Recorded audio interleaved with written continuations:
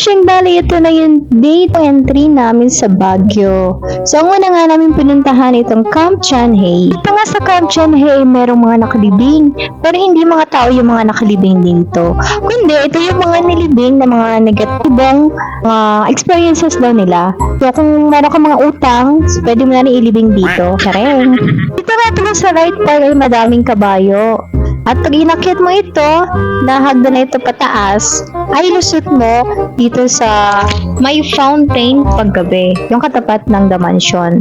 At dahil nga madaming kabayo dito, ay sinubukan kong sumakay. 2 pesos nga lang pala yung bayad dito, magpapapicture ka lang. Hindi ka rin magpapicture dito sa St. Bernard na as. So, namin pinuntahan ay ang The Mines View Park. Dito sa labas ng The Mines View Park ay madami ka nang mabibili. Bali yung entrance fee lang dito sa Mines View Park ay 10 pesos lang. Pasok mo nga dito ay madami ka din pwedeng mabili.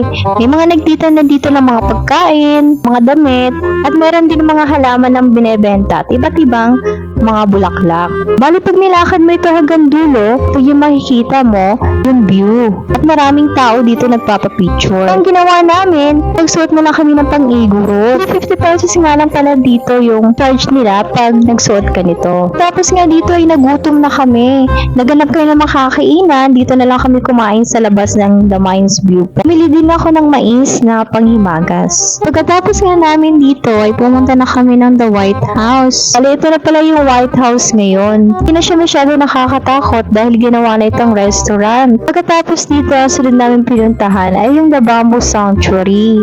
Bali 30 pesos lang pala yung binigay ko dito, dalawa na kami at 10 pesos para naman sa parking. So ito pala yung Bamboo Sanctuary dito. Madami din tao mga pumupunta. Puro bamboo lang ang makikita mo dito. Pwede kang magtago-taguan, pwede kang lakad-lakad at picture-picture lang. Pwede naman pinuntahan itong Valley of Colors. Dinarayo nga ito ng mga tao dahil pare-parehas yung mga bahay ng kulay dito. Katabi pala ito ng Bell Church. Nagpa-picture lamang kami dito kasi madami ang dumadaan. Wala palang entrance dito mga kabashing, free lang ito. Ito naman sa Burnham Park ay free entrance din dito. Kung makikita nyo nga ay punong-puno ng fog dito. Hindi ka rin mamangka dito, magre-rent ka lang. Sunod naman namin pununtahan ay itong Diplomat Hotel. Bale, 10 pesos pala yung entrance dito. At bawal palang pumasok na dito sa loob.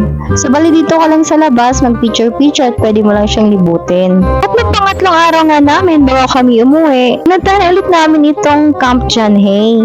At pumunta kami ng Starbucks para magkape. Ito pala yung lumang Starbucks dito sa Camp Chanhae. Kaya kung makikita nyo ay nasa dulo na ito. Dito na kami nagpaabot ng hapon at naglakad-lakad na para umuwi. Sa mga oras ngang ito ay parang nakakatamad nang bumalik ulit sa Maynila. Kung pupunta kayo dito mga kabashing, pwede siguro mga 3 to 5 days kayo mag-stay dito. Para masulit nyo talaga, mapuntahan yung iba pang mga lugar dito. Dito na lang mga kabashing.